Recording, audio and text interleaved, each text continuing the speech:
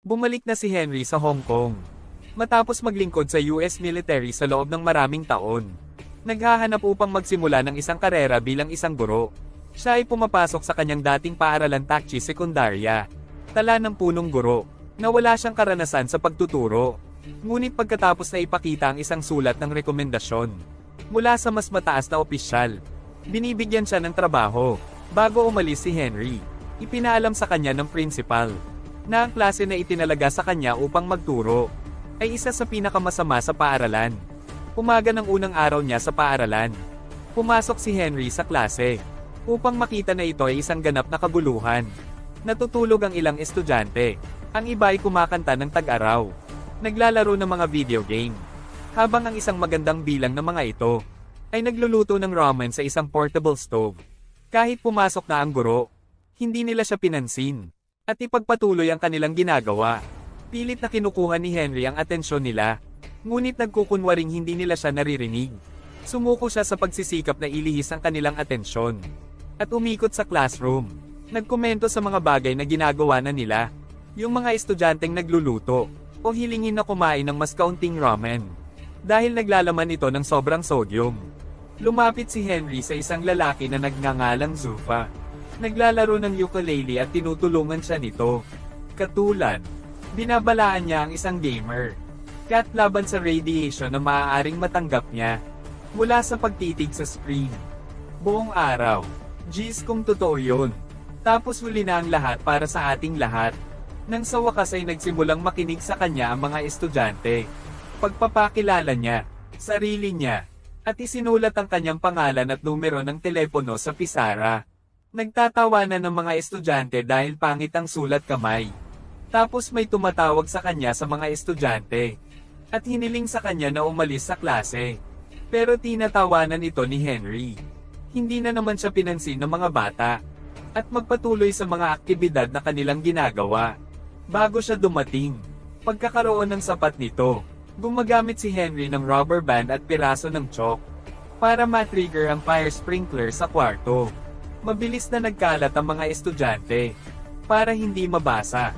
Sa wakas ay nakuha na niya ang kanilang buong atensyon at opisyal na tinatanggap sila sa kanyang klase. Welcome sa klase ko. Pagkatapos ng klase, isang pangkat ng 5 pinakamababang ranggo ng mga mag-aaral nagtitipon sa isang sports supply room. Manigarilyo ang pinuno ng grupo. Jack, may crush sa isang grade student mula sa ibang klase. Nakita siya ng iba na nakatitig sa kanyang larawan at pagtawanan siya.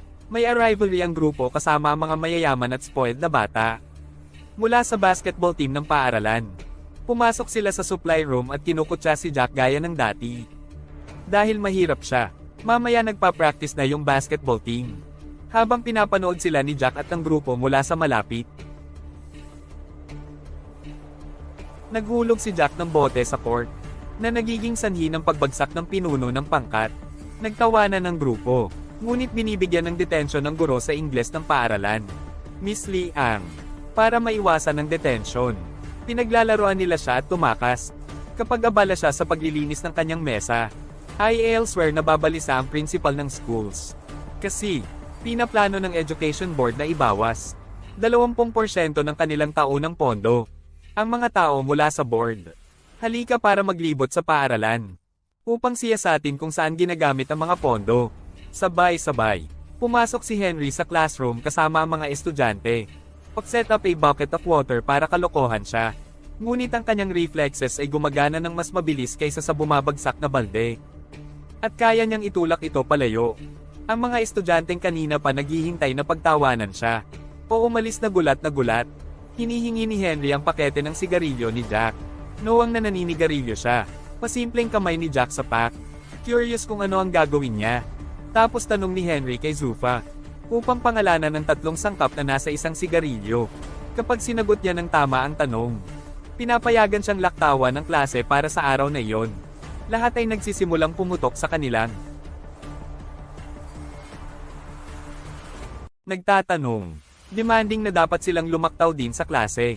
Kapag huminto sila, inabutan niya silang lahat ng sigarilyo at hinihiling sa kanila na pag-aralan ito. Alam ni Henry yun. Kung babanggitin lang niya ang epekto, Ito ay sa kanilang kalusugan. Hindi nila ito seseryosohin. Kaya sa halip, tinanong niya sila tungkol sa mga resulta ng paninigarilyo. At ipinapaliwanag kung paano nabubuo ang tar sa kanilang mga baga. Sa unang pagkakataon, pansin nila ang guro, at talagang interesado sa pag-aaral. Pagkatapos tumunog ang bell, hinihiling niya sa kanila na ibalik ang mga sigarilyo, at ubiling sumang-ayon ang mga estudyante. Sa araw na iyon, sa cafeteria, ang kapitan ng basketball team, gumagawa ng isa sa mga kaibigan ni Jack, Bruce trip sa binti niya. Nagdudulot ito ng pagtatalo sa pagitan ng mga grupo, na malapit ng maging away. Nagtatapon sila ng pagkain at mesa sa isa't isa. Sinisira ang lugar. Mamaya, ipinaalam kay Henry na 5 estudyante mula sa kanyang klase. Pansamantalang sinuspinde dahil sa pagsisimula ng laban. Nahanap ni Henry si Jack na nakikipaglaban sa kanyang kalaban sa hallway. At pinipigilan sila, sa hinihiling na huminahon. Inaakusahan ni Jack ang paaralan na hindi patas, dahil walang parusa ang mayayamang bata. Sa araw na iyon pagkatapos ng klase, binasa ni Henry ang mga file ng 5 estudyante, upang malaman ng higit pa tungkol sa kanila. Ang unang lalaki ay pinangalanang Zufa, anak ng isang Pakistani immigrant, na laging may diskriminasyon, dahil sa lahi niya, off siya, at inakusahan ng pagnanakaw, ng pulis sa kanyang kapitbahayan. Wish lang ni Zuf, ang kanyang buhay ay maging isang music hero. Ang pangalawang estudyante ay isang babaeng nagngangalang Denen. Siya ay isang pagkabigo sa kanyang ama, mula pa noong kapanganakan niya. Dahil gusto niya lagi ng anak, buong buhay niya, sinisikap ni Denen na makuha ang respeto ng kanyang ama. She even cut her hair sa mas maikling haba, at naglaro ng mga sasakyan para magpanggap na lalaki. Ngunit ang kanyang ama ay walang pakialam sa kanya, habang tinatrato niya ang kanyang nakababatang kapatid na parang prinsipe. Tapos may magkapatid na Bruce at Chris. Tumakas ang kanilang ina kasama ang isang lalaki. Noong mga bata pa sila, na naging alkoholiko ang kanilang ama, ang magkapatid ay mayroon lamang isa at isa na maaasahan. Habang lumalaki, nahumaling si Bruce sa mga video game, para makatakas sa realidad, habang si Chris, magtrabaho ng husto sa isang grocery store, para kumita ng pera para sa pamilya. Sa wakas, walang mahanap na impormasyon si Henry tungkol sa pamilya ni Jack. Sa sumunod na eksena, nakita namin si Jack na nagtatrabaho sa isang restaurant bilang waiter. Background: mas maganda ang isang MMA. Ganyang yang, dumating sa restaurant kasama ang kanyang mga kasosyo sa negosyo. Kapag hindi tumitingin si Gian Yang, ninakaw ni Jack ang kanyang magarbong lighter ngunit nahuli. Binugbog siya ni John Yangsman habang tinitingnan ng id ni Jack. Matapos mahanap sa tatlo bilang isang mag-aaral, nagbibigay siya ng pera, at nag-aalok sa kanya ng trabaho bilang kanilang tagahatid ng pagkain. Sa ibang lugar, bumisita si Henry sa bahay ni Zufa, at natagpuan siyang tumatakbo palayo sa kanyang ama, at ang kanyang mga kasama. Matapos magnakaw ng tiket, tinutulungan niya siya sa una ngunit pagkatapos, alamin kung bakit siya hinahabol. Kinakampihan niya ang ama. Tapos pumunta sila ni Zufa para tumambay sa isang tulay. To motivate Zufa na gawin lahat ng gusto niya, si Henry ay kumakanta kasama ang isang banda na gumaganap sa mga lansangan. Makalipas ang ilang segundo, sumama sa kanya si Zufa at kumanta sa harap ng mga tao. Sa unang pagkakataon, since nabully sa school years ago. Samantala, late umuwi ang tatay ni na Bruce at Chris gaya ng dati, at inutusan silang dalhan siya ng beer mula sa tindahan. Kapag tumanggi ang magkapatid, sigaw niya sa kanila na lumabas ng bahay niya. Sa susunod na araw, nakipagkita si Henry sa kanilang ama, at kinukumbinsi siyang pumunta sa rehab para sa kanyang mga anak. Habang pagiging pansamantala, tinuligsa ang ama na nagdadala sa kanya ng isang bag ng mga produktong pampaganda, at hinihiling sa kanya na kumilos tulad ng isang girl for once. Naging tapat, galit na galit sa kanya, para sa palaging pagpaparamdam sa kanya na hindi siya sapat. Inilapat niya ang make-up sa kanyang nakababatang kapatid, at lumabas ng bahay dala ang susi ng sasakyan. Paalis na siya sa kotse ng kanyang ama, pero pinigilan siya ni Henry. Sa tamang sandali, sinabi niya sa kanya na ang pagmamaneho ng walang lisensya ay ilegal, at nagmumungkahi ng alternatibo. Kasunod nito ay pumunta sila sa isang go-kart racetrack. Iniimbitahan din ni Henry ang kanyang ama at pinaglalaban sila. Ang mag-ama, huwag magpakita ng awa sa isa't isa sa panahon ng karera. At kalaunan ay napunta sa labas ng track. Bigla, Danon's go-kart na bangga ng sasakyan. Ngunit nagawa niyang iwasan ito. Hindi alam ito. Iiyak ang kanyang ama sa umaga ng pagkamatay ng kanyang anak. Danon realizes na hindi niya talaga siya mahal. At niyakap siya. Susunod na araw sa school, sina Bruce at Chris, kasama ang isang grupo ay ipinadala sa isang rehabilitation center para makapanayam ang isang nagpapagaling na alcoholic. Nagulat sila nang makita yon. Ang taong kailangan nilang interviewin ay ang kanilang ama. Tinanong siya ng mga estudyante kung paano siya nagsimulang uminom. Sagot ng lalaki na mahal niya ang kanyang asawa. Ngunit iniwan siya nito sa pinakamababang punto ng kanyang buhay. Kaya nagsimula siyang uminom at nakalimutan na mayroon siyang 2 anak na aalagaan. Hindi ibinunyag ng lalaki ang pasa na iyon kay Chris o sa kanyang mga anak. Ngunit humihingi ng tawad sa kanila. By the end of it, naiwang umiiyak ang magkapatid. Sa ibang lugar, nagsimula nang magtrabaho si Jack para sa MMA Better Gianyang. Nag-aalok siya ng Jack ng maraming pera para uminom ng droga ng mga mandirigma. Sa susunod na laro, nag-aatubili si Jack, ngunit napipilitang tanggapin ang alok. Sa araw ng laban, si Gianyang ay nag-sponsor ng isang manlalaban. Ngunit tumaya ng pera sa kanyang pagkatalo. Naglalagay ng droga si Jack sa inumin ng mga mandirigma. Ngunit nahuli habang ginagawa ito. Bago niya masisi si Gianyang, siya ay binugbog at ikinulong sa loob ng locker. Ilang sandali pa, dumating doon si Henry, at tinanong ang mga mandirigma kung nakita nila ang kanyang estudyante. Pinauwi siya ng lalaki, pero sumigaw ng tulong si Jack mula sa loob ng locker. Matapos malaman na siya ay nakulong. Inatake sila ni Henry at madali silang natalo.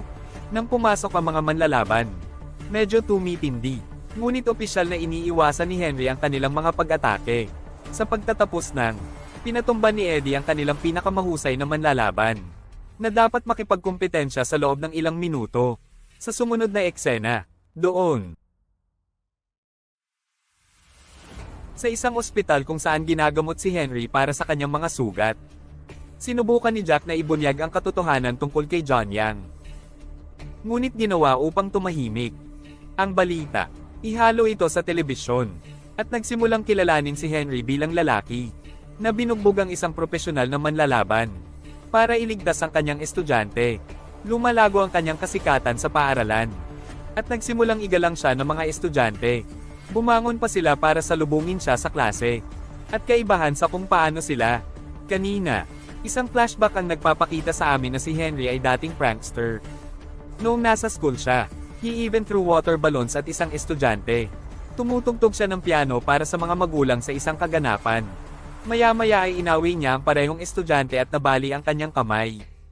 Nasuspinde siya sa laban.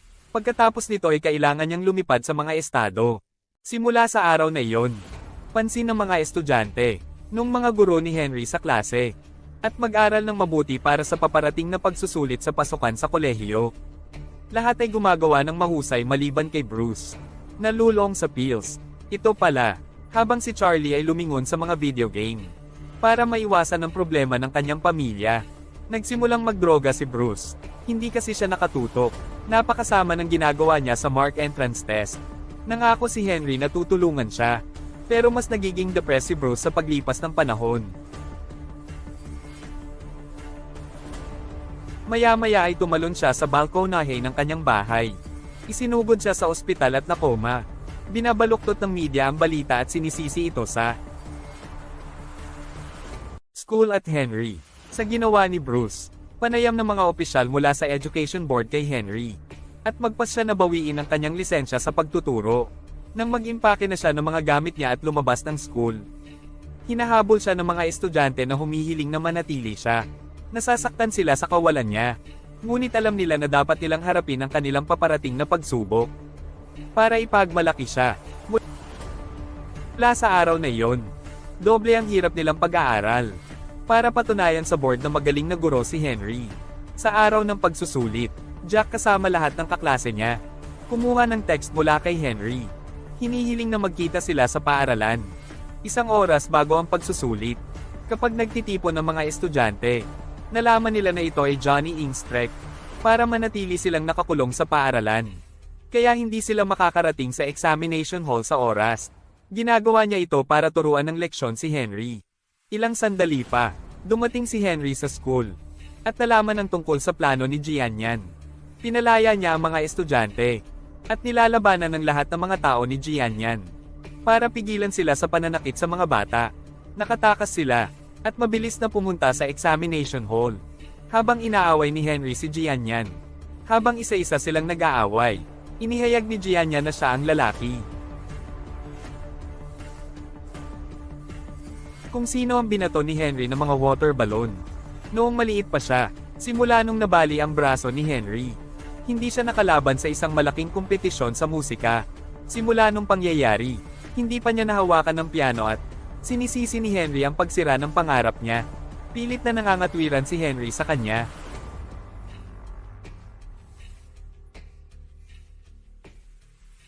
Ngunit inaatake na naman. Nagpupumilit silang humawak ng kutsilyo. Sa wakas, hinabol siya ni Henry para patayin siya pero hindi niya ginawa. Humihingi siya ng tawad sa ginawa niya noong maliit pa siya. At lumayo. Nakarating ang mga estudyante sa examination hall sa tamang panahon, at kumpletuhin ang pagsusulit. Cut sa ilang linggo mamaya, lahat sila ay pumasa na may lumilipad na kulay. Nagsimula na namang tumugtog ng piano si Gian Yang. Ngunit maraming dapat gawin, bago siya maging kasing galing ng dati. Mabilis na gumaling si Bruce, at nangangakong dadalo sa entrance test sa susunod na taon. Tuwang-tuwa din ang principal, kasi nagpa siya ang lupo na bigyan sila ng 20% pondo ng bonus. Dahil napakahusay ng kanilang mga estudyante sa pagsusulit sa pasukan, bumalik si Henry sa pagtuturo, at ginagawa ang fire sprinkler trick sa ibang batch ng mga estudyante.